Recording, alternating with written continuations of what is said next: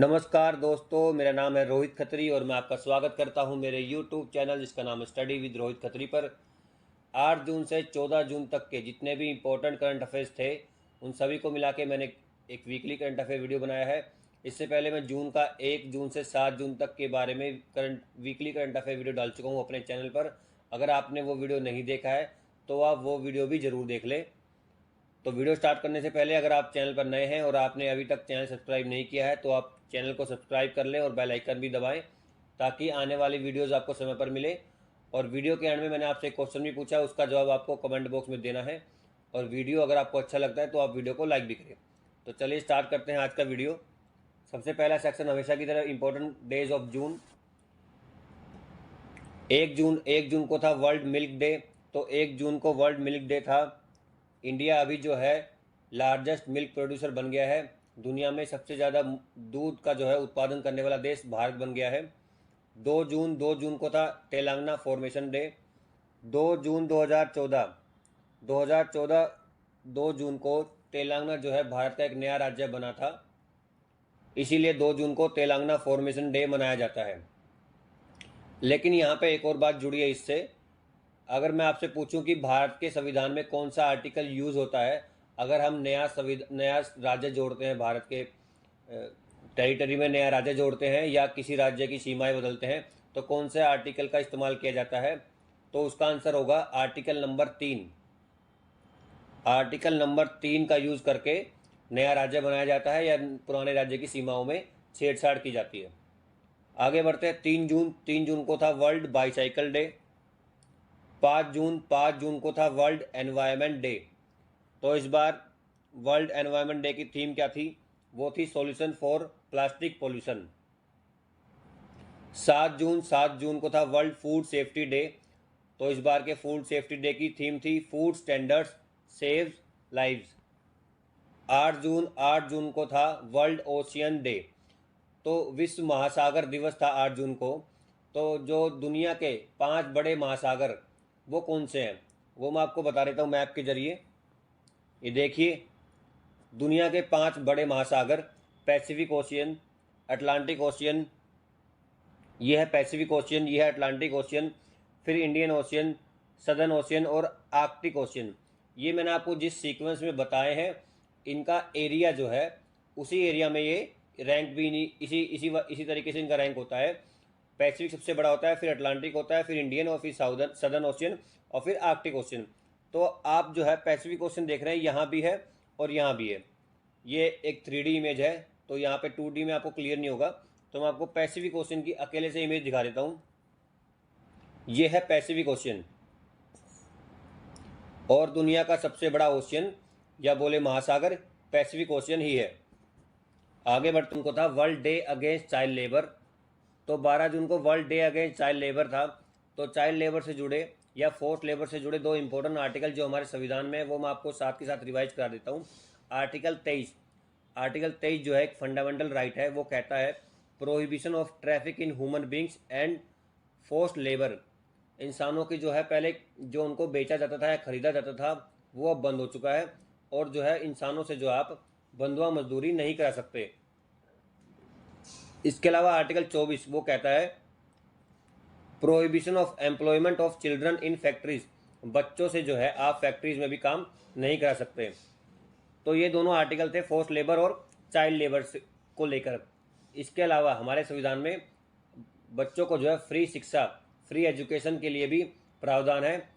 हमारा जो संविधान संशोधन हुआ था 86वां 86 कॉन्स्टिट्यूशन अमेंडमेंट जो 2002 में हुआ था, उसके तहत जो है आर्टिकल 21A हमारे संविधान में जोड़ा गया था जो कहता है कि 6 से 14 साल तक के बच्चों को मुफ्त शिक्षा जो है फ्री एजुकेशन जो है सरकार प्रदान करेगी। उसके अलावा आर्टिकल 45 जो है DPSP का भाग है।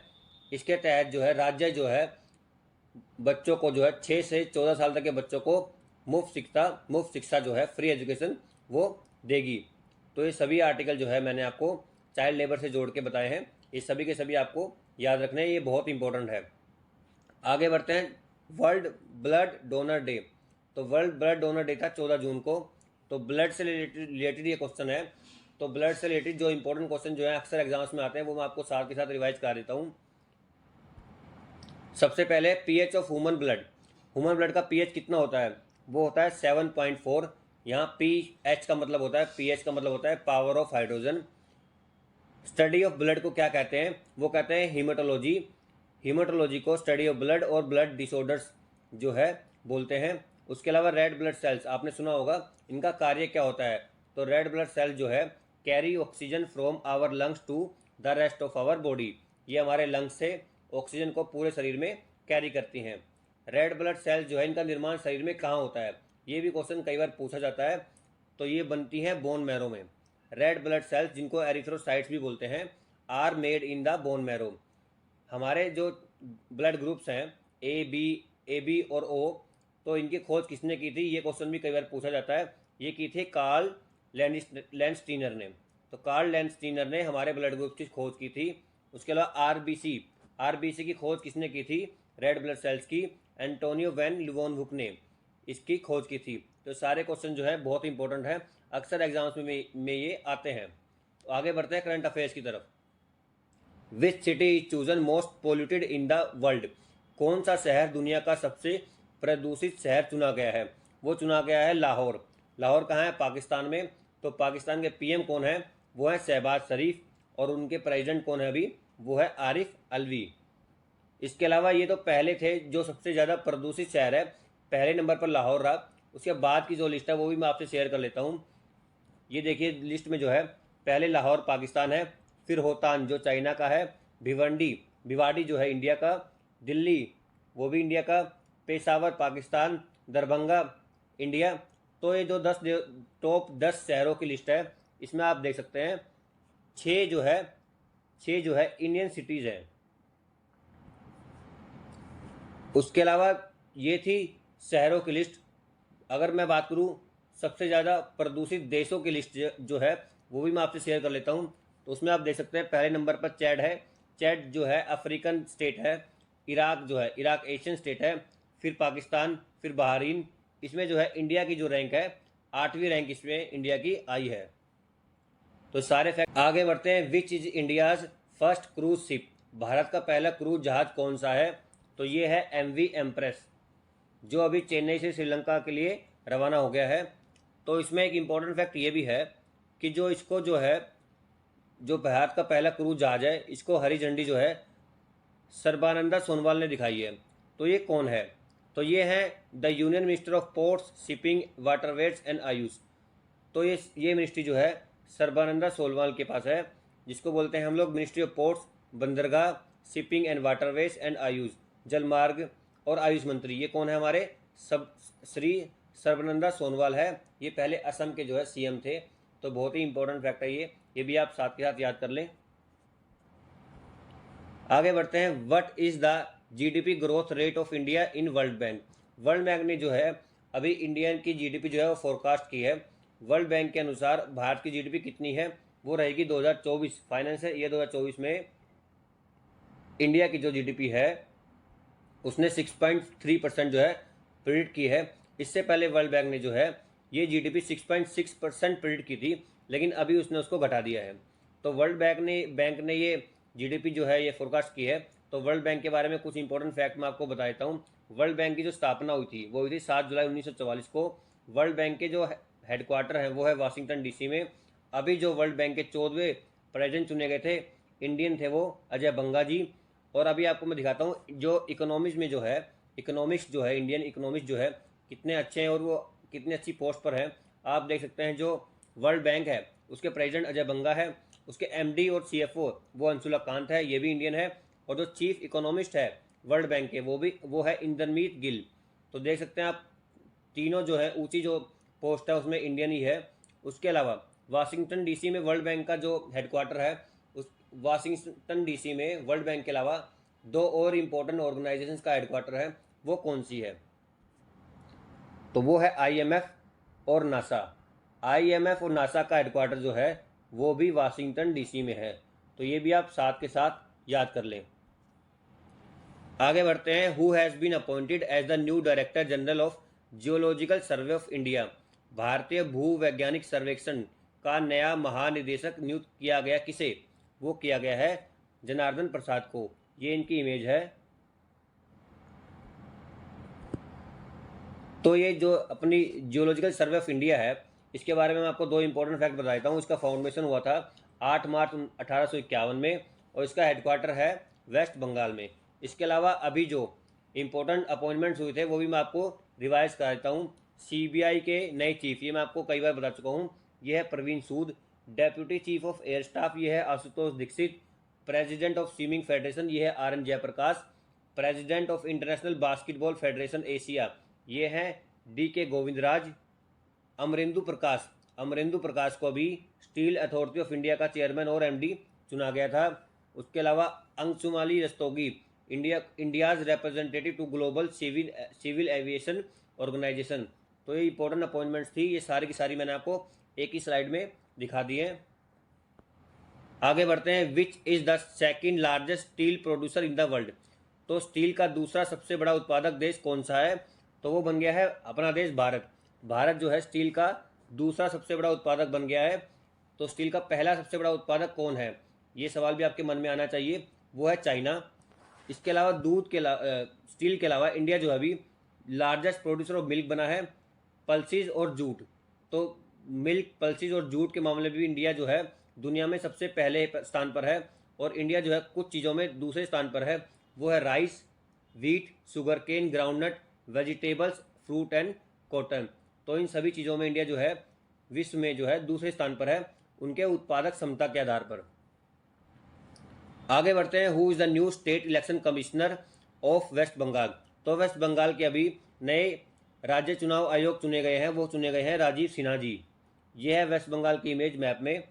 तो राजीव सिन्हा जो है स्टेट इलेक्शन कमिश्नर चुने गए हैं। तो आपने इलेक्शन कमीशन सुना होगा।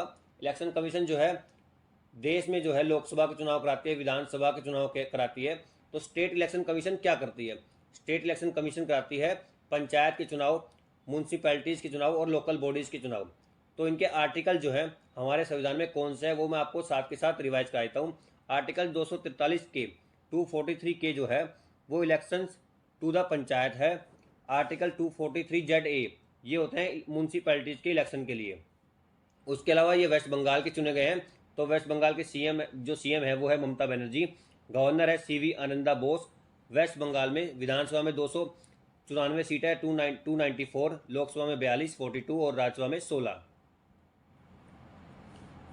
तो स्टेट इलेक्शन कमीशन मैंने आपको बता दिया है। तो इसके साथ में आपको इलेक्शन कमीशन ऑफ इंडिया ही बता देता हूँ। इलेक्शन कमीशन ऑफ इंडिया के लिए आर्टिकल कौन सा है? यह है 324।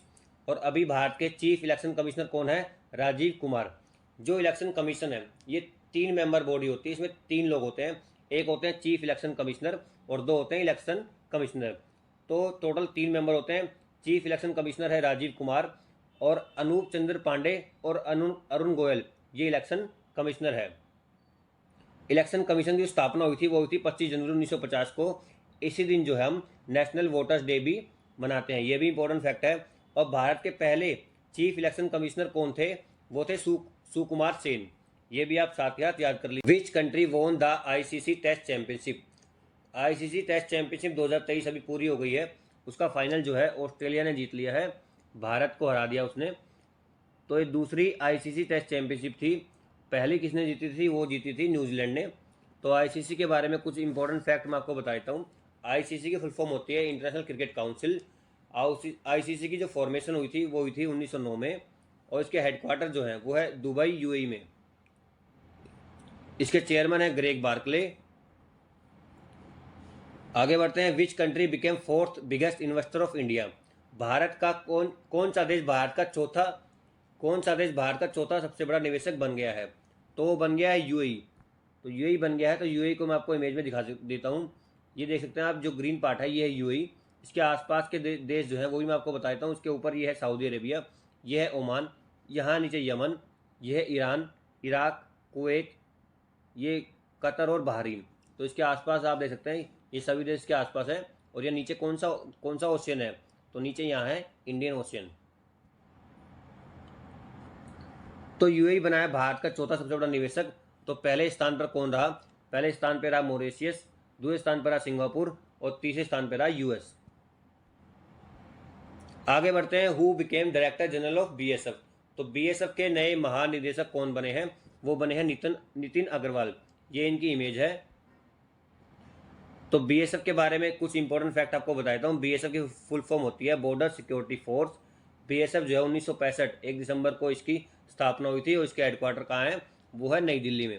इसके अलावा बीएसएफ जो है ये सेंट्रल आर्म्ड पुलिस फोर्स के अंदर आता है। इंडिया के पास जो है 7 ऐसी पुलिस फोर्सेज है, जो है Assam rifles, border security force, central industrial security force जिसको हम सीआईएसएफ के नाम से जानते हैं, सेंट्रल रिजर्व पुलिस फोर्स जो है CRPF, Indo Tibetan border force जो कि आईटीबीपी के नाम से हम जानते हैं, NSG national security guard, SSB सशस्त्र सीमा बल। तो ये 7 हैं। इनमें से जो है बॉर्डर पे जो सिक्योरिटी देती है वो है असम राइफल। मैं आपको बता देता हूँ, असम राइफल जो है और बीएसएफ है और आपकी आईटीबीपी और ये एसएसबी सशस्त्र सीमा बल, ये चारों जो है बॉर्डर सिक्योरिटी फोर्स है। और ये सीआईएसएफ और सीआरपीएफ ये इंटरनल सिक्योरिटी फोर्स है। एनएसजी जो हमारा नेशनल सिक्योरिटी गार्ड है, स्पेशल टास्क फोर्स है। तो ये सभी जो है 7 सेंट्रल आर्म्ड पुलिस फोर्सेज हैं। ये सभी की सभी इंपॉर्टेंट है। मैंने आपको इनके बारे में थोड़ा बेसिक बता दिया है ताकि आपको इनमें फ़र्क जो है पता रहे। आगे बढ़ते हैं, between which countries military exercise Ekuverin is conducted. किन देशों के बीच में सैन्य अभ्यास इक्विवेरेन आयोजित किया गया है? तो ये किया गया है इंडिया और मालदीव के बीच में। तो कुछ इंपॉर्टेंट मिलिट्री एक्सरसाइज मैं आपको बता देता हूँ। उसके साथ ही समुद्र शक्ति 2023 ये हुई थी इंडिया और इंडोनेशिया के बीच में। कोप इंडिया ये हुई थी इंडिया और यूएसए के बीच में। अजय वारियर मिलिट्री एक्सरसाइज ये 2 साल में एक बार होती है, ये होती है इंडिया और यूके के बीच में। अल मोहद अल हिंदी ये हुई थी इंडिया और सऊदी अरेबिया के बीच में। टाइगर शार्क 40 ये हुई थी यूएस और बांग्लादेश के बीच में, ये अभी हुई थी पिछले हफ्ते चट्टोग्राम में। तो ये सभी इंपॉर्टेंट मिलिट्री एक्सरसाइज थी, इस सभी की सभी आप नोट कर लें। आगे बढ़ते हैं, विच country won the FIFA under 20 world cup. तो फीफा का जो अभी अंडर 20 वर्ल्ड कप हुआ है ये जीत लिया है उरुग्वे ने ये इटली को हरा के जीत लिया है। ये हुआ कहाँ था? ये हुआ था अर्जेंटीना में। तो अभी ये तो जूनियर वर्ल्ड कप था, तो सीनियर वर्ल्ड कप था मेंस का, फीफा का 2022 में हुआ था। ये अर्जेंटीना ने जीता था फ्रांस को हराकर। और वो कहाँ हुआ था? वो हुआ था कतर। आगे बढ़ते हैं, which state in India has largest wind energy capacity. Bharat के किस राज्य में पवन ऊर्जा की क्षमता जो है सबसे अधिक है? तो ये अभी लिस्ट आई है, इसमें गुजरात जो है टॉप पर रहा। Gujarat has become the number 1 state in installed wind power capacity. स्थापित पवन ऊर्जा क्षमता में जो है गुजरात ने जो है तमिलनाडु को पीछे छोड़ दिया है। इससे पहले तमिलनाडु नंबर 1 पे था, तो ये अभी आया था। तो गुजरात के बारे में जो है मैं आपको बेसिक फैक्ट बताता हूँ। गुजरात के सीएम जो है वो है भूपेंद्र भाई पटेल। ये है गुजरात का मैप, गुजरात की लोकेशन आप देख लें। गुजरात के गवर्नर है आचार्य देवव्रत। गुजरात में जो है विधानसभा में 182 सीट है, लोकसभा में 26 और राज्यसभा में 11 सीट। उसके अलावा गुजरात जो है भारत में जो अगर बात करें हम समुद्र सीमा की, तो सबसे बड़ी समुद्र सीमा जो है भारत में गुजरात में है, वो है 1600 किलोमीटर की। गुजरात की कैपिटल है गांधीनगर। और गुजरात में जो है हड़प्पा इंडस वैली सिविलाइजेशन जो है सिंधु घाटी सभ्यता, उसके जो 23 साइट्स हैं, ये जो 23 साइट्स हैं सबसे ज़्यादा साइट गुजरात में ही है। उसमें 2 इंपॉर्टेंट है, लोथल और धोलावीरा। लोथल के बारे में आपने सुना होगा। लोथल जो है सबसे पुराना जो है इंडस वैली सिविलाइजेशन में ये एक बंदरगाह के रूप में इसका उपयोग किया जाता था। ये बहुत ही इंपॉर्टेंट है, ये अक्सर जो है पूछा भी जाता है। करते हैं, हु वॉन फ्रेंच ओपन 2023।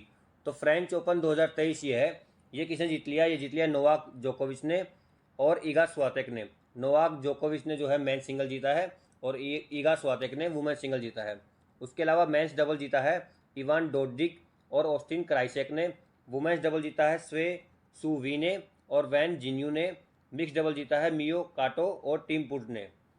उसके अलावा मैंने अपने चैनल पे जो है एक डिटेल वीडियो भी बनाया है फ्रेंच ओपन के बारे में, जिसमें मैंने डिस्कस किया है कि Australian open, French open, Wimbledon और यूएस ओपन किस ऑर्डर में होते हैं साल में और कौन सा किस सरफेस पे खेला जाता है। फ्रेंच ओपन को जो है रोनाल्ड गैरोस कप भी बोला जाता है। तो फ्रेंच ओपन को रोनाल्ड गैरोस कप क्यों बोला जाता है ये मैं आपको बताना भूल गया था वहाँ। तो फ्रेंच ओपन को जो है रोनाल्ड गैरोस कप इसलिए बोला जाता है क्योंकि 1914 से लेकर 1918 के बीच में पहला जो विश्व युद्ध हुआ था उसमें इनकी मृत्यु हो गई थी, रोनाल्ड गैरोस की। और ये जो है फ्रांस के प्रेसिडेंट के क्लासमेट थे, इसीलिए फ्रांस के प्रेसिडेंट ने जो है इनके नाम से फ्रेंच ओपन जो है, फ्रेंच ओपन का नाम इनके नाम पर रख दिया था। आगे बढ़ते हैं, वेयर इज गोला रिवर। तो गोला रिवर कहाँ है? तो गोला नदी है उत्तराखंड में। ये अभी चर्चा में रही। ये अभी चर्चा में क्यों रही? क्योंकि ministry of environment, forest and climate change, जिसके मिनिस्टर है भूपेंद्र यादव, इस मिनिस्ट्री ने जो है गोला रिवर में जो है खनन करने का अधिकार दे दिया है उत्तराखंड सरकार को 30 और दिनों के लिए। माइनिंग का अधिकार दिया है 30 और दिनों के लिए, 30 जून तक के लिए उत्तराखंड सरकार को इसमें माइनिंग का अधिकार दे दिया है।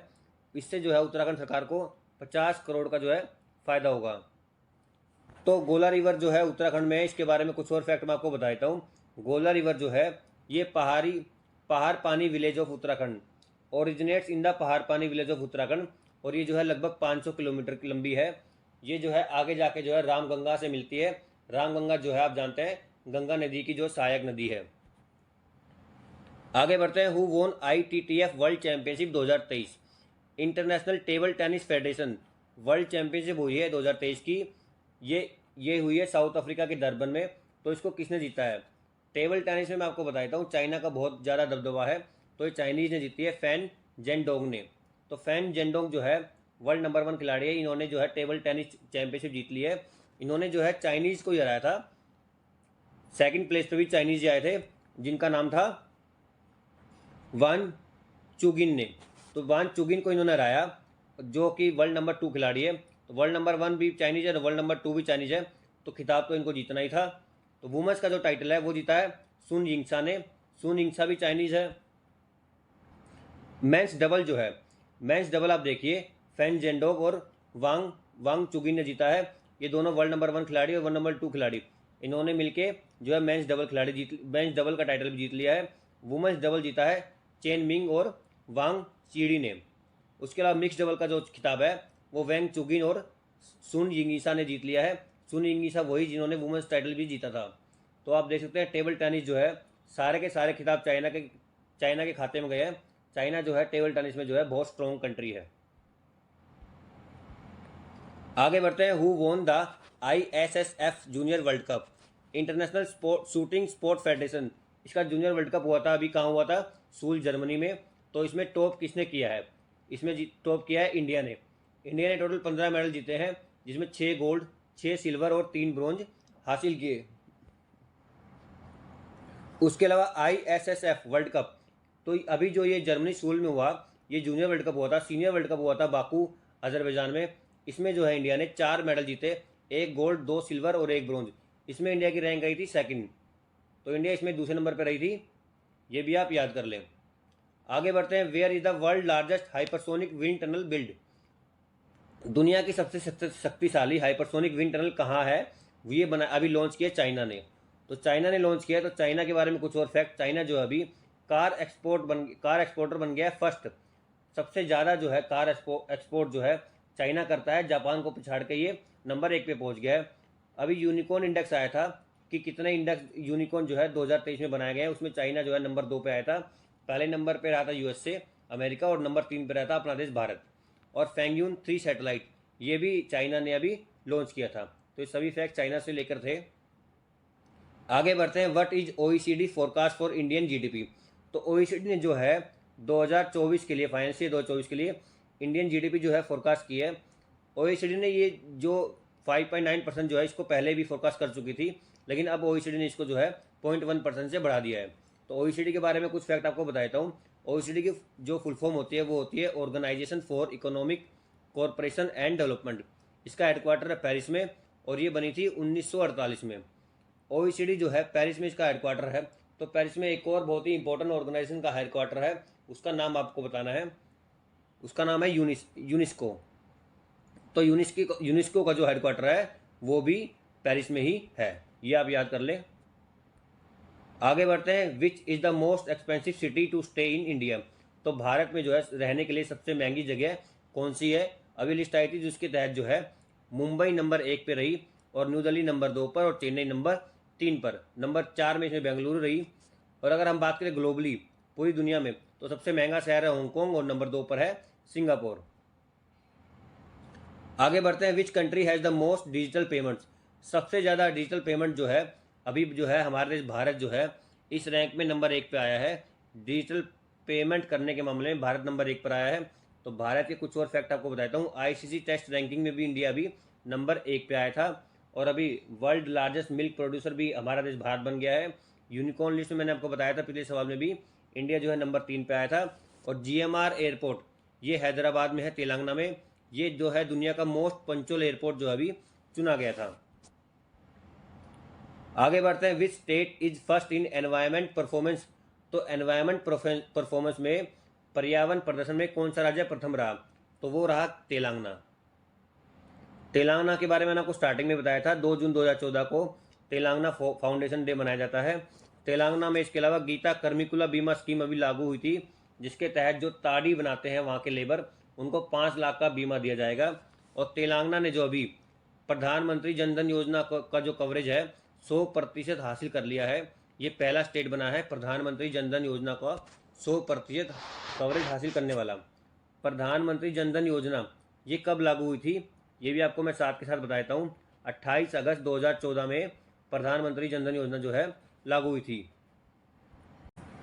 Who was the first awardee of Ashok चक्र फ्रॉम केरला। केरल से अशोक चक्र के प्रथम पुरस्कार विजेता कौन थे? ये थे हवलदार एलबी डिक्रूज। हवलदार एलबी डिक्रूज जो है केरल से पहले अशोक चक्र विनर थे। इनका भी देहांत हो गया है। तो केरल से थे ये। तो केरल जो पहला राज्य बना है जिसने वाटर बजट को बनाया है। केरल के पेरियार टाइगर रिजर्व को सबसे अच्छी तरह से मैनेज टाइगर रिजर्व चुना गया है। केरल के सीएम है पिनरी विजयन। केरल के गवर्नर है आरिफ मोहम्मद खान। विधानसभा में केरल में 141 सीट है, लोकसभा में 20 सीट है और राज्यसभा में 9 सीट है। Where was 8th meeting of international solar alliance held. अंतर्राष्ट्रीय सौर गठबंधन की 8वीं बैठक का आयोजन कहाँ हुआ है? वो हुआ था नई दिल्ली में। तो इंटरनेशनल सोलर अलायंस जो है इसका फॉर्मेशन हुआ था 30 नवंबर 2015 को। इसके हेडक्वार्टर कहाँ है? गुरुग्राम, इंडिया में। Who has been appointed as high commissioner to Uganda. Uganda का उच्चायुक्त किसे नियुक्त किया गया है? वो नियुक्त किया गया है उपेंद्र सिंह रावत को। तो आपके मन में ख्याल आता होगा कई बार ये कि एम्बेसडर चुना जाता है कहीं पर और कहीं पर चुना जाता है हाई कमिश्नर। तो इनमें फ़र्क क्या है? एम्बेसडर जो है नॉन कॉमनवेल्थ कंट्रीज़ में चुना जाता है और हाई कमिश्नर जो है कॉमनवेल्थ कंट्रीज़ में चुना जाता है। कॉमनवेल्थ कंट्रीज़ और नॉन कॉमनवेल्थ कंट्रीज़ आपको पता होगा। कॉमनवेल्थ कंट्रीज़ वो कंट्रीज़ है जिन पर कभी ब्रिटिश ने जो है राज किया था। जो बाकी कंट्रीज जो बच गई वो है नॉन कॉमनवेल्थ कंट्रीज। आगे बढ़ते हैं, which state is first in food safety index. खाद्य सुरक्षा सूचकांक में जो है कौन सा राज्य प्रथम रहा? वो रहा केरला। केरला ने जो है तमिलनाडु को पछाड़कर पहला स्थान प्राप्त किया है खाद्य सुरक्षा सूचकांक में। केरल को आप मैप में देख सकते हैं। तो केरल की कैपिटल क्या है? केरल कैपिटल है त्रिवनंतपुरम। केरल में जो है तीन इंपॉर्टेंट नेशनल पार्क है। वो है Periyar national park, Eravikulam national park और साइलेंट वैली नेशनल पार्क। तो यहीं तक था आज का वीडियो। पिछले वीडियो में आपसे क्वेश्चन पूछा था where was lavender festival celebrated. तो मनाया गया था JNK जम्मू एंड कश्मीर में। आज की वीडियो का क्वेश्चन है which country won the ICC world test championship. तो ICC वर्ल्ड टेस्ट चैंपियनशिप किस कंट्री ने जीती है ये आपको कमेंट बॉक्स में बताना है। तो पूरा वीडियो देखने के लिए धन्यवाद। अगर आपको इस सेशन की PDF चाहिए वो आपको मिलेगी स्टडी विद रोहित खत्री मेरे टेलीग्राम चैनल पर। अगर आपने अभी तक चैनल को सब्सक्राइब नहीं किया तो आप चैनल को सब्सक्राइब कर लें और बेल आइकन दबाएं। और वीडियो आपको अच्छा लगा है तो आप वीडियो को लाइक भी करें। मिलेंगे आपसे अगले किसी वीडियो में। धन्यवाद।